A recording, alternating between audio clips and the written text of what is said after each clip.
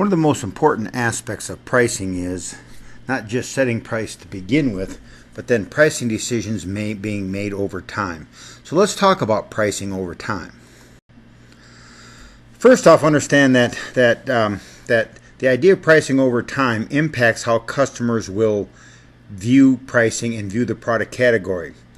Price sensitivity among consumers increases when price is emphasized as a competitive or promotional tool. Two good examples of this, the airline industry and grocery stores. In the airline industry, obviously, price is used as a competitive and promotional tool all the time, and as a result, almost everybody who flies is very price sensitive. Same thing happens in a grocery store. Many times you'll catch yourself in a grocery store trying to decide whether you should pay 79 cents or 59 cents for a particular product like ketchup or mustard, when if you think about it, that's only 20 cents. Price sensitivity increases when the range of prices is wide. When there's a wide range of prices, people become more price sensitive because they see that there are all sorts of prices available. And price sensitivity increases when the price differentials are wide. This means the differences between prices is wide. And so one alternative is $100, the next one is $200, the next one is $300. Well, people are more likely to trade themselves down and become more price sensitive when the differentials are wider. And price sensitivity increases when products are perceived as substitutes. Airline business is a pretty good example of this. Ketchup, mustard, many of the items that you buy in a grocery store might be another good example. So before you cut price, things that you need to do is, before you decide to cut price, you need to evaluate potential reactions by competitors. Let me give you an example. So let's say that you own one of the 3 gas stations on the corner of Maryland Parkway and Tropicana.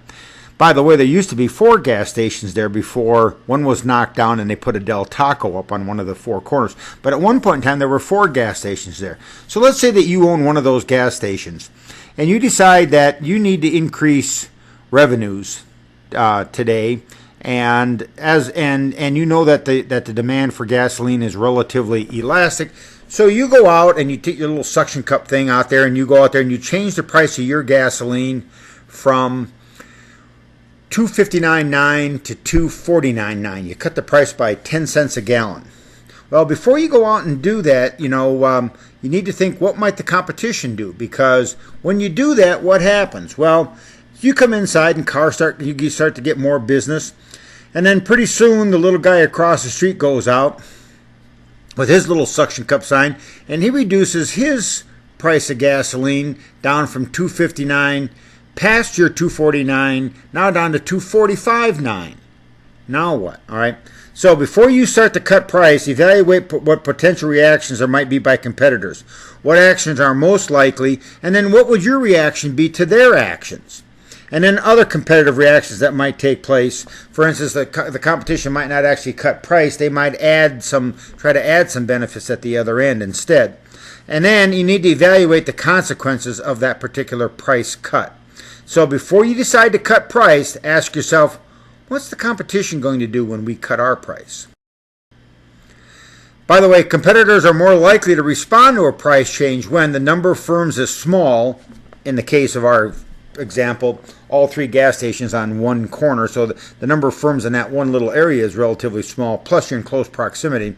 If the products are similar, and if the buyers are highly informed, and of course every car that pulls up to that particular corner can identify the price of gasoline at each of those 3 gas stations all at once. The reactions to a price cut might be a number of things. You could do nothing. That is, just wait and see what happens. You could match that price cut. That is, they cut their price by 10 cents, we cut ours by 10 cents. You could aggressively retaliate by cutting prices even further or increasing some sort of non-price marketing effort by, for instance, offering a free car wash at our particular gas station. Once again, before you react to a price cut, you want to think about the consequences of. How do you insulate yourself from price cutters? Well, the first thing I always recommend is that you signal your competitive intentions to retaliate.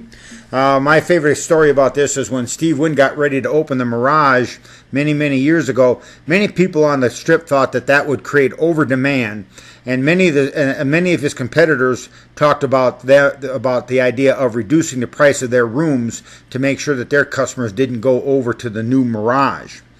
Well, Steve Wynn had a press conference, and in the press conference he said, "Listen, no matter what, we're going to fill this hotel with gamblers.